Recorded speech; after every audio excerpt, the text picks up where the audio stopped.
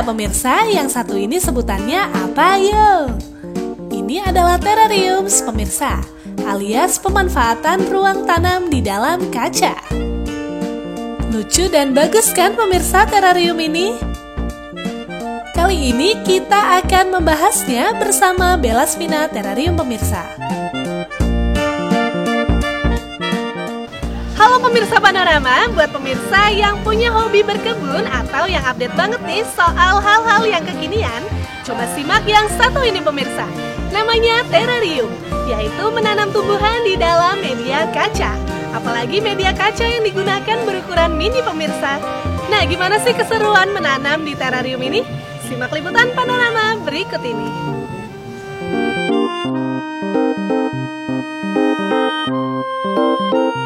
Belasvina Terrariums. Namanya cukup unik ya pemirsa.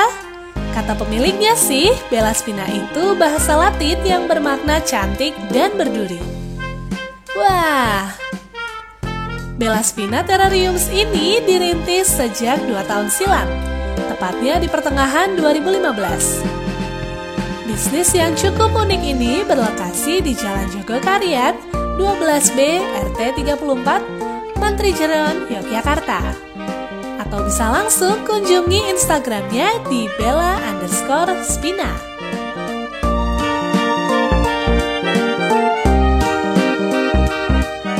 Awalnya orang tua saya itu jualan tanaman hias. Terus ada pelanggan yang nanya tentang kaktus. Akhirnya saya searching tentang kaktus. Nah, saya tertarik itu, saya mulai hobi sama kaktus dan mulai mencoba kreasi terrarium.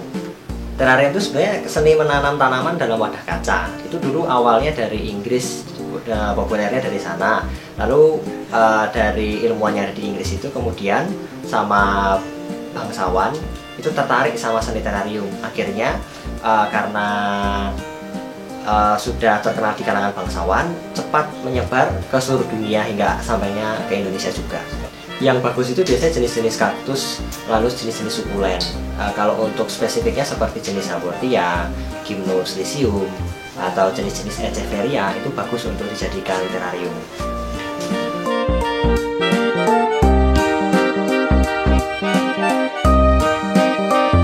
Dalam terrarium ini, kita bisa menanam berbagai macam jenis tanaman pemirsa. Yang paling umum adalah kaktus, sukulen, Fittonia, dan bambu hoki. Sebenarnya masih banyak lagi jenis tanaman yang bisa ditanam kok pemirsa.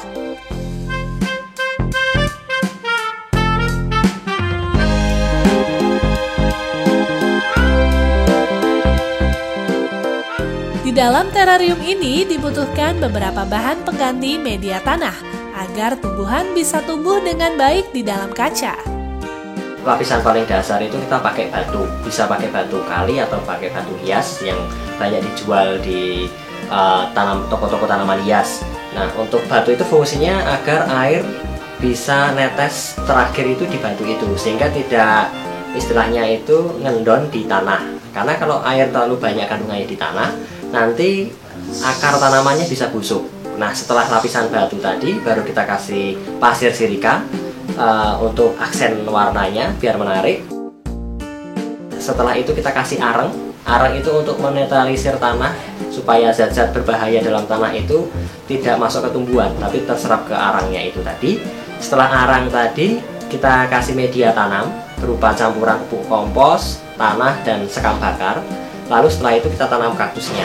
Setelah kaktusnya kita tanam di posisi tengah, kita hias pakai batu hias biar kelihatan lebih menarik.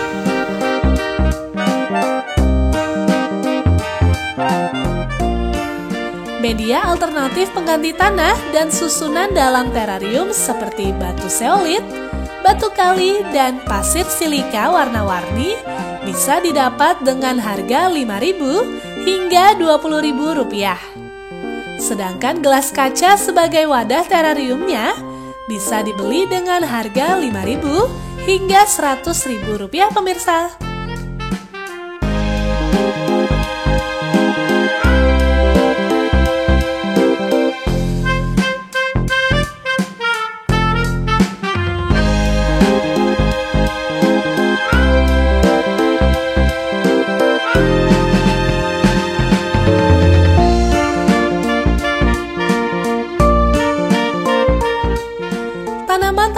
yang ditanam dalam terarium ini rata-rata tanaman dari luar negeri pemirsa.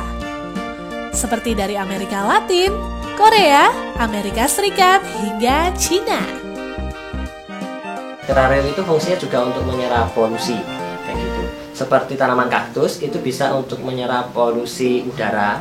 Kalau tanaman-tanaman lain seperti sirih Belanda, lalu sansevieria, itu bisa untuk menyerap polusi cat, ya zat-zat yang berbahaya yang ada di cat tembok.